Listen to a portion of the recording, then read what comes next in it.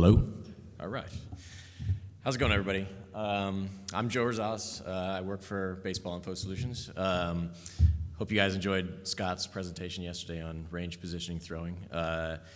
My presentation won't quite be as analytically rigorous as his was, but I think you guys are going to find this interesting. I'm going to talk to you a little bit about the impact of injuries on playing time and performance. So injuries are something that has been somewhat frustrating to the analytical community for a while because essentially for the limited amount of information that's out there, right? We have DL days, which, to some degree can be limited in that, there's very sort of set lengths on those designations, 15-day, 60-day. Those aren't that much of an impediment, obviously, because most people that go on the DL will end up exceeding those number of days, so you know exactly how long they were injured. But the real problem is all those injuries that players have that are 2, 3, 4, 5 days that they sit out, but they never actually go on the DL. We at Baseball Info Solutions thought that this would be something that would be worth potentially cataloging in terms of every potential event that could possibly affect a player's physical health. And we already have people watching every single game, collecting a lot of minutia of data. So this, sort of, one, was right up our alley, and two, we thought would be very useful to sort of the research community and to MLB clubs and et cetera. So we essentially did exactly that. Starting the 2015 season, we started collecting a comprehensive injury database with basically what we're doing is any event on or off the field that could have an impact on a player's physical health, we're going to record it. That could, no matter how severe. So, obviously if there's a play, an outfielder's running, he dives, he dislocates his shoulder, we're going to record that. But we're also going to keep track of every time, a batter fouls a ball off his foot, gets right back in the box. Obviously doesn't seem to have any impact on him at all, but we want to keep a catalog of anything that could possibly have an effect on something. And maybe that's just something that sort of comes up a few days later. Maybe it's something where we're talking about cumulative small injuries that could have eventually an impact. So that's why we want to get as much in this database as possible. And then the other part of this is that we're not just keeping track of these events as they occur in games, but we're also updating them as more information comes in within the following days, weeks, months, because obviously there's a lot of times in game. In fact, I remember this past season watching the game where it looked like David Wright slid into second base, kind of got up a little gimpy, and looked like it was some kind of leg injury, right? And then you find out it's spinal stenosis in the following days and weeks. So we've got essentially our video scouts are helping us out with this, and they're going through every game, and they're recording these things as they happen live in game. But they're also going through sort of all the news feeds, Twitter feeds, et cetera, in the following days to make sure that we keep all of these injury information and events up to date as accurately as possible. So some of the things that we keep track of, I've listed here. The type of injury, so that's sort of general categorizations of things, like colliding with another player, colliding with the wall, getting struck by a batted ball, those kinds of things, just to sort of help us categorize things, and you'll see more detail on these things later in the presentation. We've got sort of the general region of the body, so upper leg and thigh is one, lower leg and knee is another, ankle, ankle, foot, and toes is another, just again to sort of start giving ourselves a little bit of general categorizations. Then we sort of drill down even further with specific body parts. So, that might be the lateral meniscus of the knee, or the, third finger on his right hand, or the, his UCL, those kinds of things. And then I think one kind of important part of this is we also include severity ratings for each of these injuries that we see. So on a 1 to 5 scale, 1 being the least severe, 5 being the most. So, 1s are those type of events where, say the batter fouls the ball off his foot and he gets right back in the box. Didn't seem to have any physical effect on him at all, that would be a 1. 2s are the ones where, there's a little bit of pain that's visible. Maybe he has to walk it off a little bit, but is generally okay. 3, maybe the trainer has to come out. There's a little bit more pain that the player's obviously in. A 4 would be something where there's a lot more pain and the trainer's visit is longer, and this is the kind of thing where there's visible limping and the player can still move around under his own power. And then you got 5s, which are the ones where as soon as that play happens, you see the trainer sprinting out onto the field. Maybe the player's immobile, maybe he's bleeding, maybe he has to be helped off the field, those kinds of things. And the reason that this is helpful is that these are the kinds of things that we want to get into in terms of, it just helps us weed out some of these injuries, because it's, again, we're keeping track of everything that could potentially affect players, and we don't necessarily want some of those plays that are just a ball hitting a player off the foot to overly influence how some of the analysis goes. But well, again, we'll get into some of that more a little bit later in the presentation. And sort of related to that, we're keeping track of any injury that results in a player having to leave the field immediately, and then we've got diagnosis information, what the diagnosis of the injury is, what the prognosis is, so how long it's going to take for him to return, et cetera, and then the treatments involved. And there's actually sort of many other things, but these are sort of the key elements. So that's just sort of a general rundown of the kinds of stuff that we've been going through. And now what I'm going to do is run through a few things that we've found in just poking around through some of this data. We only have 1 year of data, so the big caveat with a lot of this stuff is that it is still, we're still dealing with small samples, so it's going to be hard to necessarily come up with substantive conclusions from all of it quite yet. But I think you'll see that there are at least a couple sort of interesting trends that we found, and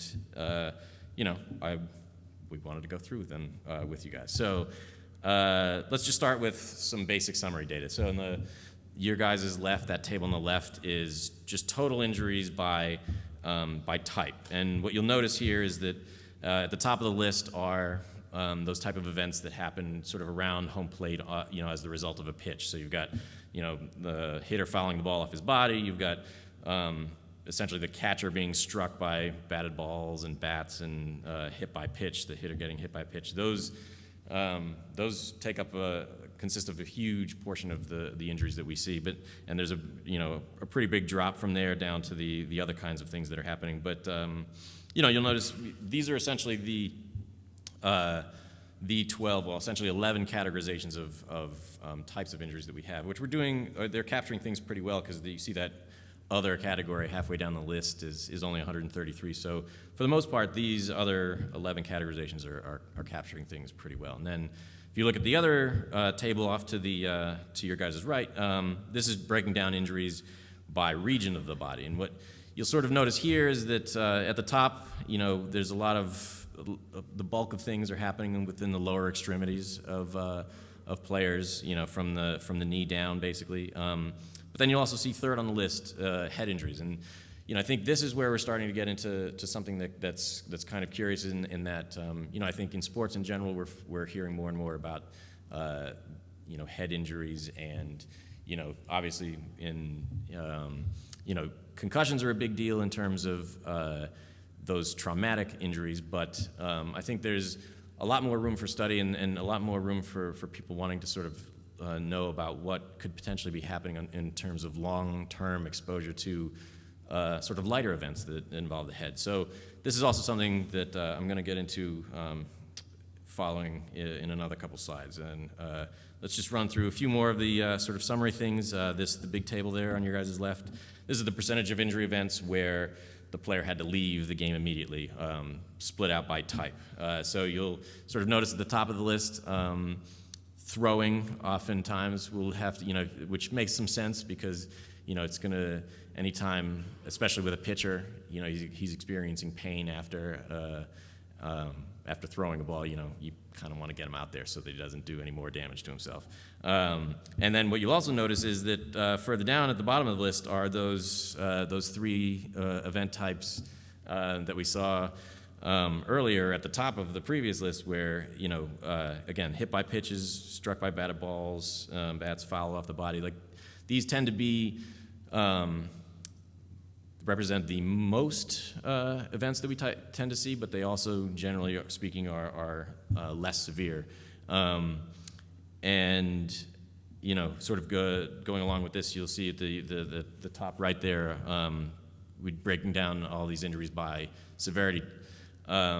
You'll notice that obviously, ones represent the most, and it's descending from there. Now, one thing we should point out about these severities is that we can record severities on injuries that happen in-game because we're watching and we can see what happens. These don't necessarily represent all injuries, because anything that happens off the field, say a guy wakes up on the wrong side of the bed one day and now his neck is in pain and he can't play for 3 days.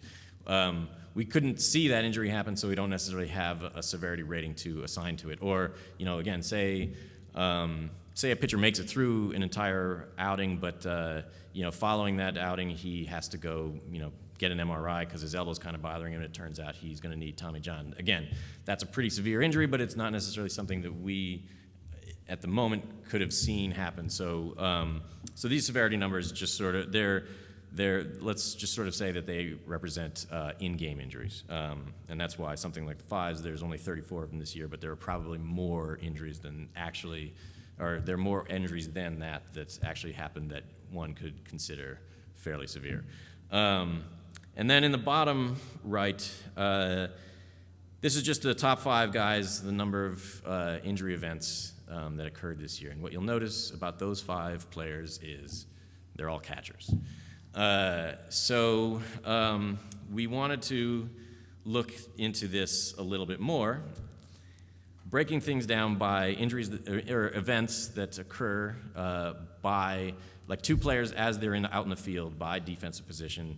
Catchers see way more events than any other defensive position. And, so one might ask the question, what do those injury types enhance? Well, and what this also sort of goes to show is that notion that catchers take a beating out there. This very much sort of backs that up. I mean, they really are the guys that are, that are taking a beating, that are getting sort of abused and much more so than players and playing other positions. And this could go to some degree to show how much that they're dealing with in terms of how that might affect their offensive performance. But just let's look at how those injuries break down. And from what you saw before, this might not be that surprising, but 90% of those injuries, or potential injury events, we should say, consist of being struck by a batted ball or by the backswing of a hitter. 985 events out of about 1,100. That's a lot. And again, we've seen any number of times where a pitcher grooves a fastball and the hitter swings and just misses, but basically gets that just a slight glance that throws the ball straight into the catcher's mask, and it looks pretty intense, and they shake it off and they keep going. But so the question sort of then starts to come, of these balls that are being that are hitting catchers, bats hitting catchers, how many of those involve the head? The answer is about 44% of them. It's less than half, but it's still significantly more events that are involving the head with catchers than any other body part. And again, this is mainly events in which they can shake it off and can keep going, but the question still arises, is this something that's potentially affecting them that we should be looking more into? And just to look at, what does this mean for individual catchers? So the table here on your right is catchers that got hit in the head the most this past season.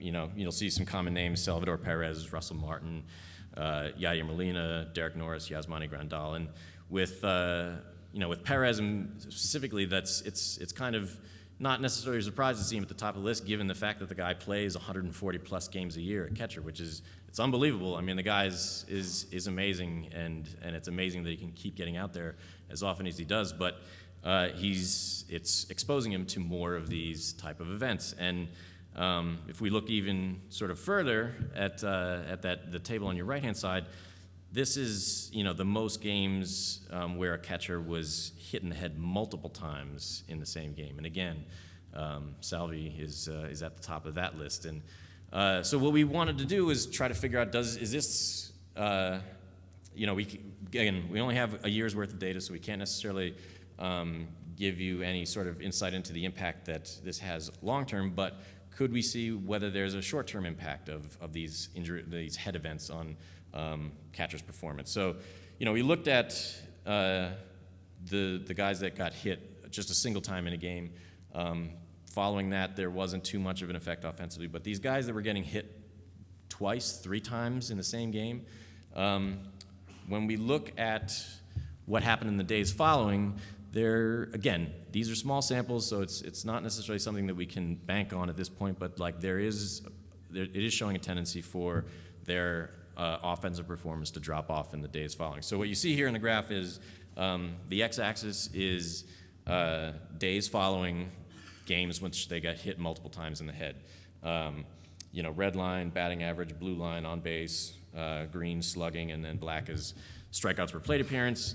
Up the y-axis is basically we're looking at the difference between their performance in the days following to their overall performance for the year. So basically we're trying to figure out how long does it take for them to get back to their overall performance for the year. And what this is sort of showing is that in those first 3-4 days, there's a fairly significant drop in their offensive performance following these multiple head injury games. And then, even up to a week, there may even be some sort of residual effects. And from there, things even back out. But, this is just sort of potentially going to show that these events, they do have an effect, even if the catcher's able to shake them off and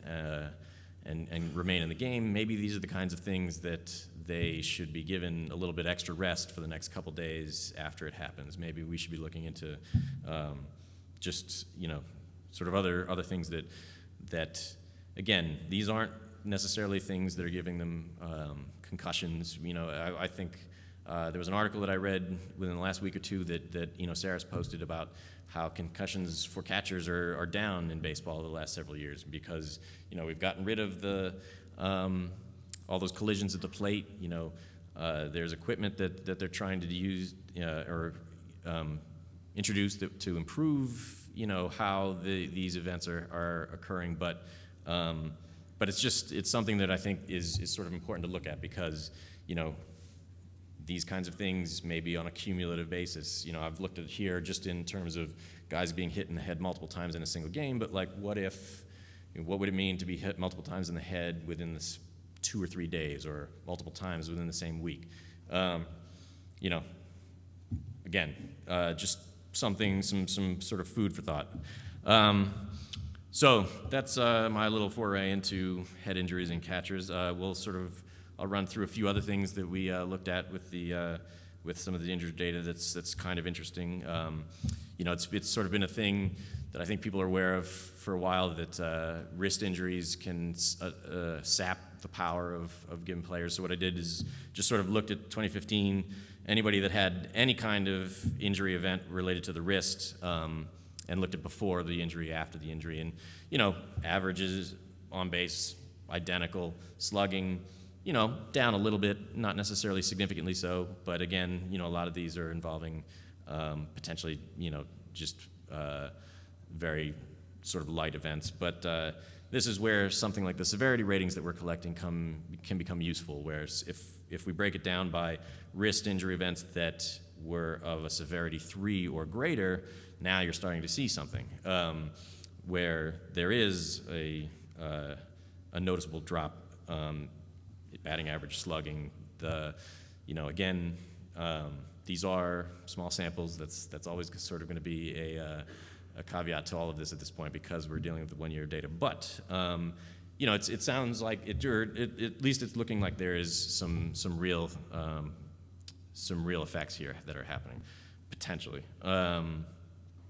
We also looked at pitcher injuries and how it might affect velocity. These numbers are a little bit noisier, but thought it would be interesting to sort of share with you guys. I mean, these are basically breaking the injuries out by region of the body and looking at how their velocity, their fastball velocity, might have differed from before, and then within it, well, again, sort of similar to the graph I showed you earlier, comparing 3 days out, 7 days out, 14 days out with their overall season fastball velocity. And interestingly, I mean, there's, again, only 9 events involving head injuries, but these were showing the largest drop in velocity for players. So maybe there's something there. Who knows?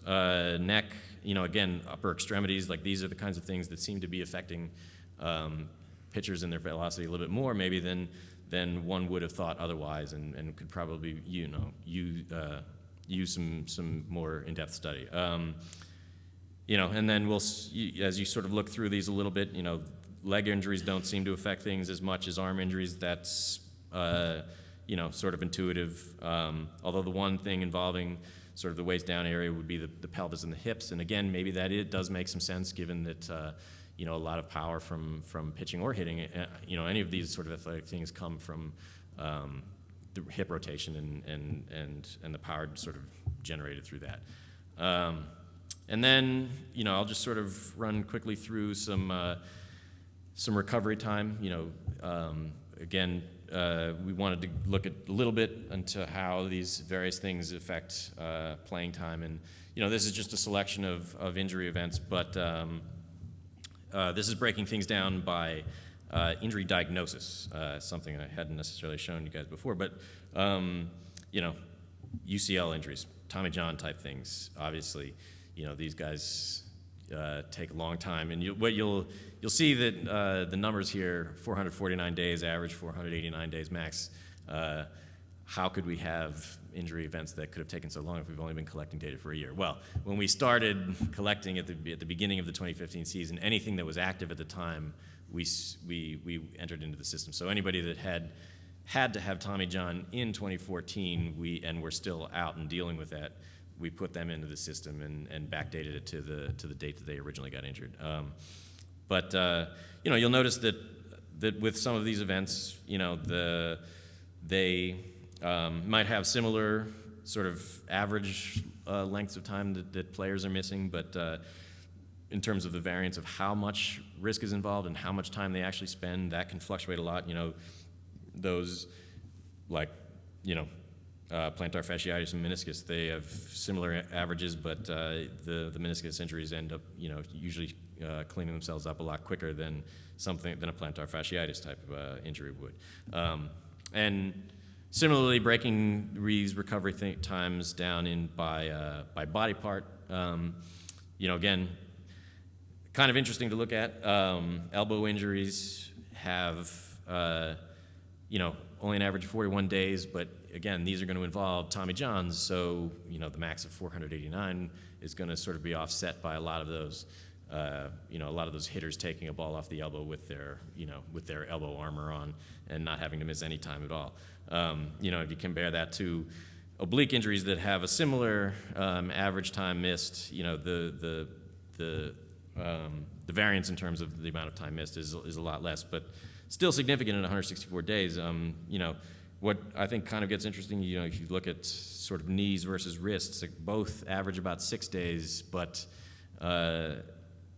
with knee injuries, obviously much, riskier in terms of those injuries potentially leading to significant time missed than a wrist injury would.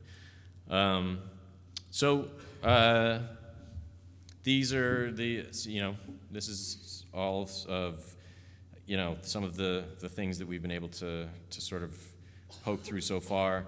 We're essentially really only scratching the surface at this point. We understand that.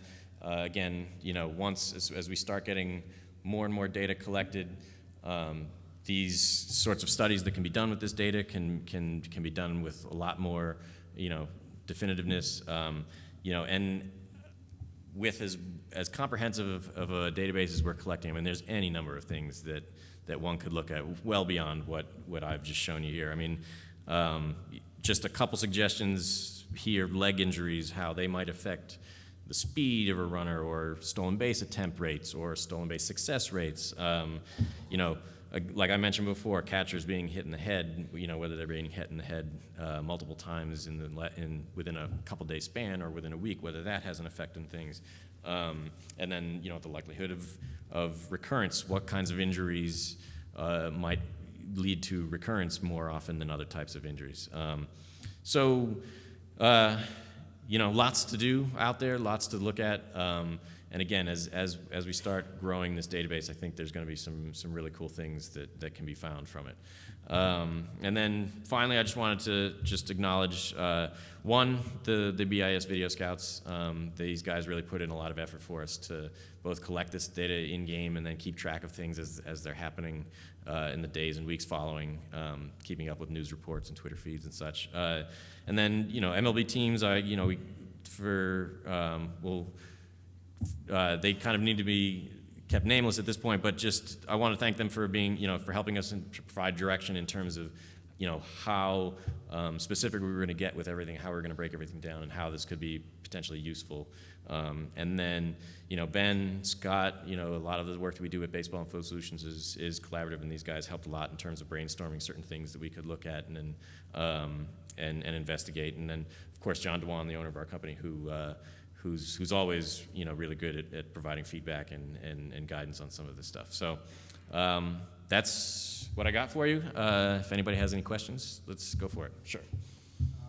Given that there are some limitations, statutory limitations such as HIPAA, aren't you always going to have some issues about the completeness of the data that you're going to get in connection with injury?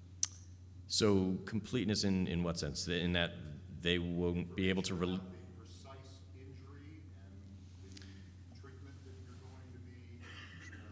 Sure. Sure. So, yes. That's very possible. A lot of the injury information that we have, especially with updated information, is coming from news feeds, and so whatever's being released to the public is what we're dealing with. So, if that is limited, yes, then there is that. But it's still much better to know, even if that it involves the elbow or just some body part, than not knowing anything at all. So it's, we'd always like to have the most accurate and complete data as possible, but I think we're doing a pretty good job of collecting more than was available before. Why don't we go to the mic there, yeah. Yeah, I was wondering if you did anything with survival analysis, because I'm thinking with like a catcher, they might have a break after an injury anyway, and you could make that a censored observation. Sure. So I did actually take a look at how often those guys that were being hit multiple times in a game, how often they're starting that very next day compared to how often catchers generally start the next day. And basically catchers start the following day, around 45 to 50% of the time, where guys that are being hit multiple times in the game, they are starting the next day closer to like 40% of the time, which is still, it is reduced. So to some degree, I think teams are recognizing maybe that these guys need a little bit of an extra rest, but they're still approaching the same. I don't know that they're definitely being given that much of extra leeway in terms of resting them. Yeah, why don't you right here?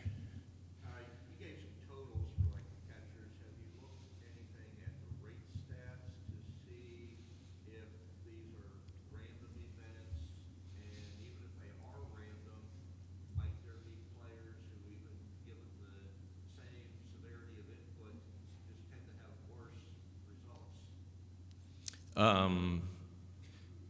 All right, so sorry. In terms of rates, we haven't looked that much into whether, like, how often these are happening on a rate basis. I'm not exactly sure what you mean in terms of like randomness of events occurring, but.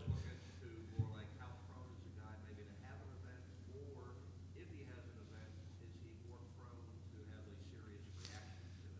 Sure, and I mean at this, if you're talking about specific to a guy, you know, whether he individually is more likely to see more time on the more time missed because of a given injury than other players.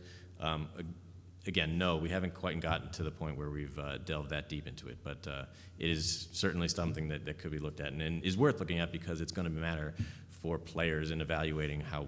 I mean, it's been said, how many times has it been said that you know, health is a skill, and I think that's a very true statement, and I think that's something that this kind of data will help be able to illuminate.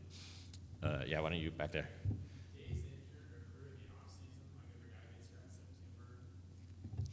So yes and no. I mean, if it's something like a Tommy John situation where he had his surgery done during 2014 and makes his return at some point in 2015, then those off-season days will have been accounted for in there. At this point, you know, the data that we had to deal with was mostly just in-season stuff within 2015. So those days injured, we're looking at basically the difference between when did he return, when was the first game that he played, compared to what date he was originally injured. So everything that you saw there on in the presentation was all just in-season days. How about you? So how is severity determined? Say for runners limping and they just walk off the field. Is it a combination? Yeah, I mean, it's basically what we do is we put together some generalized standards for our video scouts that are watching these games to go by. You know, obviously, to some degree, there's going to be a little bit of subjectivity involved in those, but we try to train our guys to sort of get to the point where we're all on the same page in terms of what counts as a 1, what counts as a 2, what counts as a 3 severity-wise. And again, we give them certain guidelines. So, you know, if a 1, basically, you're not going to see any visible pain. A 2, they need to walk it off a little bit, but no real limp. A 3, there's probably a limp, and the trainer's coming out to see them. You know, a 4, like the trainer's really got to be out there, and he's really taking a long time because something really, you know, significant happened. You know, and again, 5, something that, you know, he's basically immobile. You know, I think for the most part, the standards that we've sort of set up are generally pretty clear, and I think we've got them such that we're fairly consistent in terms of how they're being defined. How about you? Right. What's the plan for using off-the-field injury in that the events don't really get recorded unless they result? So we record we still have them. They're still in the database, those off-field injuries. They just don't necessarily have quite as much information associated with them. So we don't have a severity that we can sort of tag to those injuries, but we still know that they occurred. We still know, you know, when essentially they got injured, and therefore, you know, if once they're healed up and back in a game, we know how much time they missed. I mean, it's still very much a part of the data set that we've got. Sure. Do you go back and change your severity codes as you get more? No, so the severity codes, again, those are specific to sort of in-game and what that meant for in-game. So it's, generally speaking, no, that's not something that we go back and adjust. Yep. Yes, we are keeping track of things in spring training, sure.